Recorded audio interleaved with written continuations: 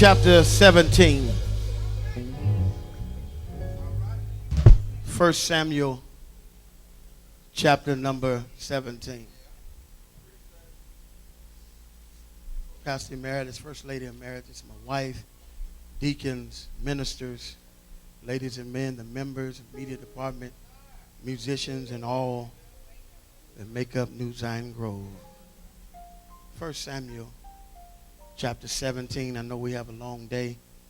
Just want to share something with you. The Old Testament, 1 Samuel chapter 17. And I'll be reading a few of the following verses. Let me start at verse number 4. When you have found it, say, whoop, there it is. And there went out a champion out of the camp of the Philistines, named Goliath of Gath, whose height was 6 cubits and a span, meaning 9'9". He had a helmet of brass upon his head, and he was armed with a coat of mail, and the weight of the coat was 5,000 shekels of brass, 166 pounds.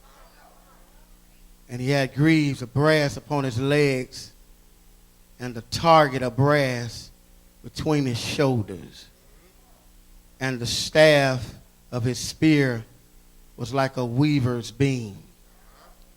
And his spear's head weighed 600 shekels of iron.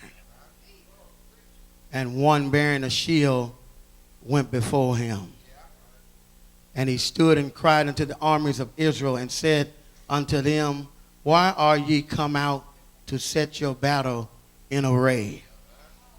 Am not I a Philistine, and ye servants to Saul? Choose ye a man for you, and let him come down to me. If he be able to fight with me and to kill me, then will we be your servants. But if I prevail against him and kill him, then shall ye be our servants and serve us. And the Philistine said, I defy the armies of Israel this day. Give me a man that we may fight together. Listen to what the church had to say, the saved folks. When Saul and all Israel heard those words of the Philistine, they were dismayed and greatly afraid. Go over with me to verse 32.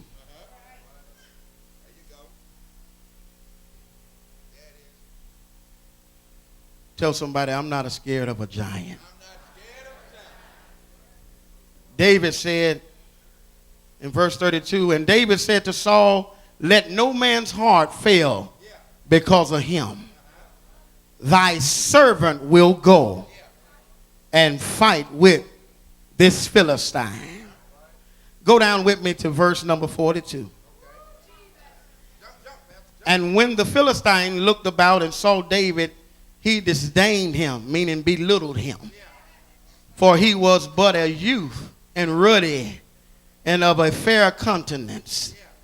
And the Philistine said unto David, I am a dog, that thou comest to me with staves. And the Philistine cursed David by his gods. And the Philistine said to David, come to me, and I will give thy flesh unto the fowls of the air, and unto the beasts of the field. But watch David. Then David said to the Philistine, thou comest to me with the sword and the spear and with a shield. But I come. Somebody shout, I come.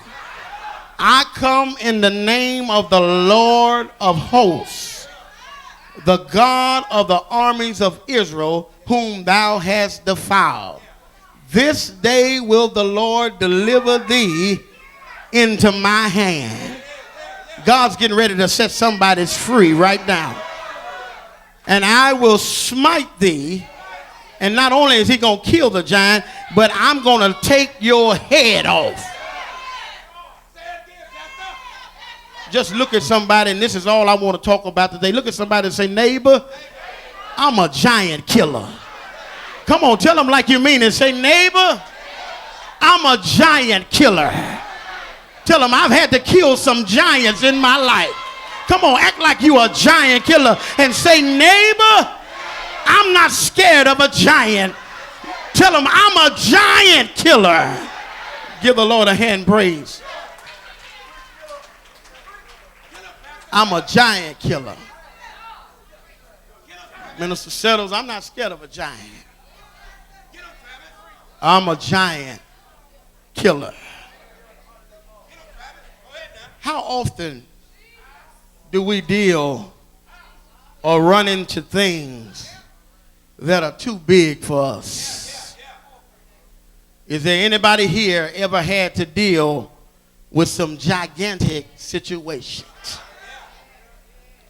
Is there anybody here ever ran into some stuff that was too big for your purse? Too big for your wallet? I ought to have some witnesses in here. Anybody ever had to deal with the giants of life? Bruce Larson, in his book, Believe and Belong, tells of how people who are struggling to kill a giant in their lives, he talks to them, and he writes, for many years he worked in New York City and counseled at his office a number of people who were wrestling with giants. Often he would suggest they walk with him from his office down to the RCA building on Fifth Avenue in New York. In the entrance of the building is a gigantic statue of an atlas in a man's hands who's put together, well structured with muscles, but the man is straining to hold the world on his shoulders. He can barely stand up because he's holding the world's burdens on his shoulder. And he tells them, now that's one way you can live, by trying to carry the world on your shoulders. But then he instructs them and said, now let's go across the street on the other side of Fifth Avenue at St. Patrick's Cathedral. There behind the altar is a statue of Jesus as a boy. He's about 8 or 9 years old, and Jesus is holding the world in his hand with no effort. And let me ask you something today. Who are you trusting on and relying to defeat your giants? Are you trying to carry your giant by yourself on your shoulder, or are you putting it in the hands of God, a man that can handle all of your problems? Is there anybody here today that know God can handle all of your problems? No matter how big it is, God can hold it in his hand.